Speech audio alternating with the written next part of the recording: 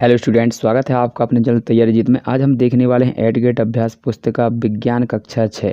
ये हमारा अध्याय होने वाला है 4। इससे पहले हमने इसके अध्याय और जो जितने थे आपके 1 से 3 तक उनका सबका सलूशन डाल दिया है। आप वीडियो के लास्ट तक बने रहिएगा, आपको बता दिया जाएगा किस प्रकार से आपको उसका सलूशन देखना है। अध्याय 4 इसका नाम है, जिसमें आपका जो नाम होने वाला पौधों को जानिए। तो आपको इसको जोड़ियाँ मिलानी है, तो इसकी सामने मिला देंगे तो आमने सामने हो जाएगी इसकी सही जोड़ी। इसके बाद हम इनको मिलाएंगे दोनों को, तो ये हमारा हो जाएगा झाड़ी और ये हो जाएगा हमारा वृक्ष। इसके बाद आगे मिलाएंगे हम, तो ये हमारा पत्ती हो जाएगी और ये हमारा यहाँ पर हो जाएगा तना। इसको मिलाने के बाद आप मिलाएंगे यहाँ पर, ये जड़ हो जाएगी आपकी और ये हो जाएगा आपका पुष्प। तो ये आप अच्छे से मिला लीजिएगा। इसके बाद अगला है आपका, तो यहाँ पर ये दिया गया है, ये हमारा चित्र दिया था, इसको भरना है। तो ये आप फूल है, पुष्प लिखेंगे, यहाँ पर ये पत्ती है और यहाँ पर ये जड़ें हैं और ये तना है। इसमें आपको कलर भरना है, तो यहाँ पर इसमें हरा भरेंगे, इसमें पीला भरेंगे और इसमें आप जो भरते हैं कत्था कलर वो भरेंगे।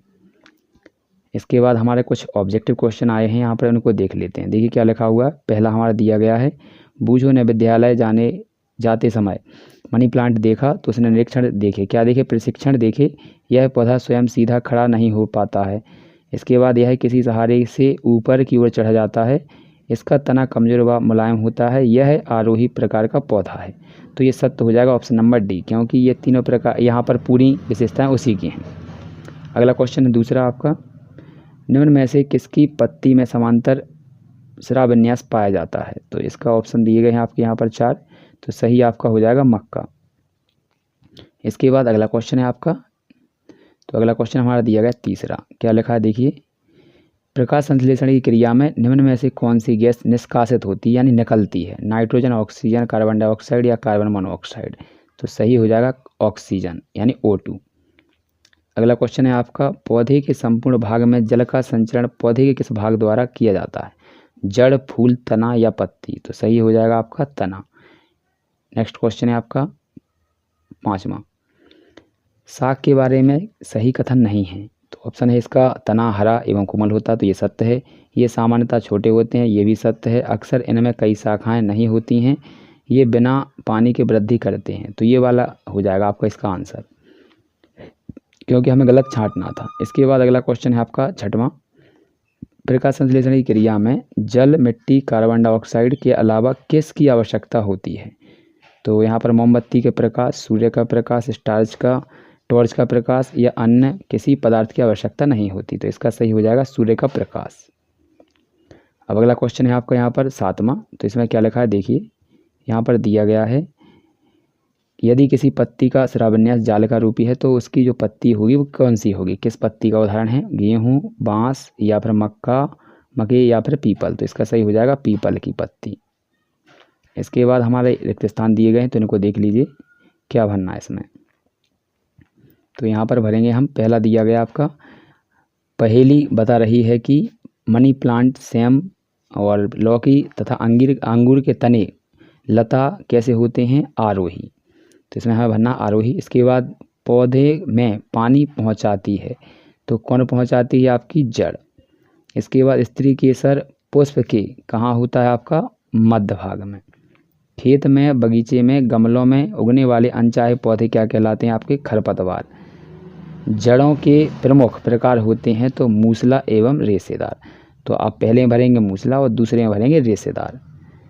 इसके बाद हमारा 6वां क्वेश्चन होने वाला है, तो क्या दिया गया है देखिए, यहाँ पर ये 6वां क्वेश्चन हमारा दिया गया है, क्या लिखा है यहाँ पर 6वां, क्या है यहाँ पर क्वेश्चन नंबर 2 है ये।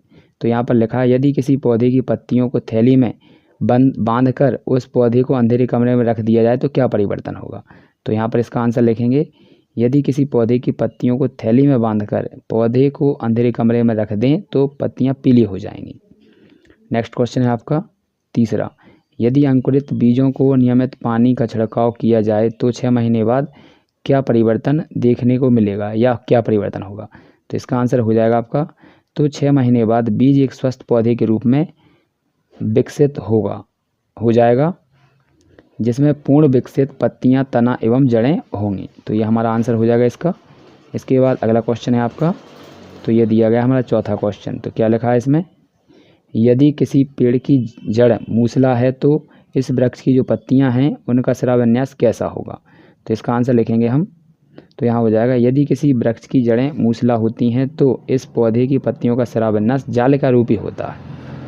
नेक्स्ट क्वेश्चन है आपका यहाँ पर 5वां, गुलाब व कपास को हम झाड़ वाले पौधे कह सकते हैं, इसकी क्या पहचान है। तो देखिए यहाँ पर लिखेंगे, क्योंकि इनमें झाड़ी वाले पौधों की विशेषताएं होती हैं तथा इनकी शाखाएं झाड़ियों का रूप ले लेती हैं। गुलाब में घने झाड़ियाँ और कांटे होते हैं। नेक्स्ट क्वेश्चन है आपका यहाँ पर, क्या लिखा है, कुछ पौधे ऊपर चढ़ने के लिए सहारे की आवश्यकता होती है, ऐसा क्यों। कुछ पौधों के तने कमज़ोर होते हैं, ये सीधे खड़े नहीं हो सकते, इसलिए इन्हें ऊपर चढ़ने के लिए सहारे की ज़रूरत होती है।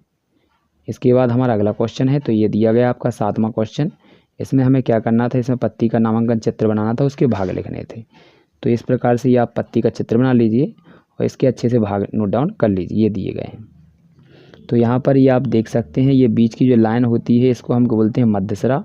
इसकी जो छोटी छोटी लाइनें निकली इनको बोलते हैं सिराएँ।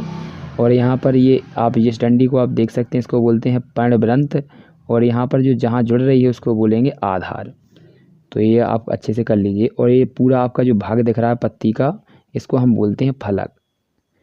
अगला क्वेश्चन है आपका 8। तो ये दिया गया 8 में आपको क्या करना है, 8 में जड़ों के चित्र बनाना है। तो ये आप चित्र देख सकते हैं, ये हमारी मूसला जड़ है और ये आपकी रेशेदार जड़ है। और ये आप या चाहें तो ये भी बना सकते हैं। तो ये मूसला जड़ है और ये रेशेदार जड़ें हैं। ठीक है, तो ये इस प्रकार से दिया। अब इसकी हमें परिभाषा लिखनी है। तो यहाँ लिखेंगे, मूसला जड़ पौधे की मुख्य जड़ को मूसला जड़ कहा जाता है। इसके बाद रेशेदार जड़ पौधे की छोटी एवं पतली जड़ों को रेशेदार जड़ें कहते हैं। इसके बाद अगला क्वेश्चन है आपका, पौधे रात्रि के समय जीवित कैसे रहते हैं जबकि वे प्रकाश संश्लेषण नहीं करते हैं। उनमें कौन सी ऐसी प्रक्रिया होती है जिसके कारण वे यहाँ पर जीवित रह पाते हैं। तो इसका सही आंसर हो जाएगा, पौधों में प्रकाश यहाँ पर संश्लेषण, अभिन्नता, स्थिरता जैसी महत्वपूर्ण क्रियाएं होती हैं जिसके कारण पौधे रात में जीवित रह पाते हैं। अगला क्वेश्चन है आपका यहाँ पर 9वां। तो 9वां क्या दिया गया है, देखिए, पौधे के किस भाग द्वारा जल का, खनिज का, लवण का अवशोषण होता है। कुछ जड़ों को हम भोजन के रूप में के साथ ग्रहण करते हैं, ऐसी जड़ों के नाम लिखिए। तो देखिए यहाँ लिखेंगे हम, पौधे में जल और खनिज लवण का अवशोषण जल यहाँ पर जड़ द्वारा होता है, क्योंकि इसमें कार्बोहाइड्रेट, पोषक तत्व एवं खनिज लवण पाए जाते हैं, जैसे आपका आलू, गाजर, मूली। तो ये आंसर हो जाएगा इसका। तो अच्छे से नोट डाउन कर लीजिए। इसके बाद अगला क्वेश्चन है आपका, तो अगला क्वेश्चन देखिए, तो ये हमारा आंसर हो जाएगा इसका। इसके बाद अगला क्वेश्चन है आपका बी। तो क्या लिखा है, यदि पौधे को लगातार पानी दिया जाए तो पौधे पर क्या प्रभाव पड़ेगा और क्यों। जड़ें हवा नहीं ले पाएंगी, यानी ऑक्सीजन नहीं ले पाएंगी, क्योंकि हवा की जो जगह है वो कौन ले लेगा, पानी से भर जाएगी। हवा की जो जगह है वो पानी से भर जाएगी, जिससे जड़ें मर जाएंगी और पौधा सूख जाएगा। क्योंकि पानी में यहाँ पर वो हवा कहाँ से लेते हैं, पत्तियों के द्वारा और जड़ों से लेते हैं। तो जड़ों में क्या है, पानी भर जाएगा, तो इस कारण वो क्या है, हवा नहीं ले पाएंगे वहाँ से, इसलिए जड़ें सूख जाएंगी और पौधा भी सूख जाएगा। यहाँ पर पत्तियों में शिराविन्यास क्या होता है, इसका चित्र सहित वर्णन करना है। तो यहाँ पर ये चित्र बना लीजिए अच्छे से, या फिर आप कहीं किताब से काट कर इनको छाप दीजिए। इसके बाद लिखेंगे, पत्तियों पर सिराओं द्वारा बनाए गए डिजाइन को शिराविन्यास कहते हैं। यह 2 प्रकार का होता है, जालिका रूपी और समांतर। ये आपके चित्र हैं, ये जालिका है और ये समांतर है। इसके बाद अगला क्वेश्चन दिया गया है, क्या है 11वां। एक बच्चा एक पौधे को रंगीन पानी में रखता है तो शाम तक उसमें उसके कौन कौन से भाग रंगीन होंगे और क्यों। तो इसका आंसर लिखेंगे हम। तो ये दिया गया है, तना, पत्तियां, फूल रंगीन हो जाएंगे, क्योंकि तना जल का संवहन करता है कि जिस कारण पानी के साथ रंग भी पौधे के कुछ भागों तक पहुंच जाएगा। नेक्स्ट क्वेश्चन है आपका। तो यहाँ पर ये दिया गया हमारा, तो यहाँ पर फूल का चित्र बनाना है आपको और इसके भागों को वर्णन करना है। तो आपको लिखना कौन कौन सा भाग है यहाँ पर, ये वाले कुछ नहीं लिखना है यहाँ पर। तो आपको ये लाइनें खींचकर इस प्रकार से आपको केवल इस तरीके से लिखना है। और यहाँ पर ये वाले आप लिखेंगे पूरे। इसके बाद ये इस तरीके, यहाँ पर पुंकेसर हो जाएगा, ये दलपुंज हो जाएगा। इसके अब देखना, यहाँ पर भागों का डिस्क्रिप्शन करना है। तो बाह्य दल क्या होता है, पुष्प के सबसे बाहर स्थित हरे रंग की पत्तियों को बाह्य दल कहते हैं, जो आप यहाँ पर देख सकते हैं, ये वाले नीचे। इसके बाद अगला है आपका दल या पंखुड़ी। पुष्प की रंगीन पत्तियों को दल कहते हैं। नेक्स्ट है आपका स्त्री केसर। पुष्प के मादा जनन भाग को स्त्री केसर कहते हैं।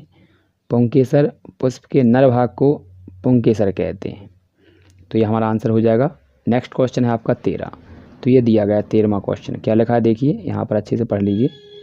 तो यहाँ लिखा है 13वां, यदि प्रकृति के सभी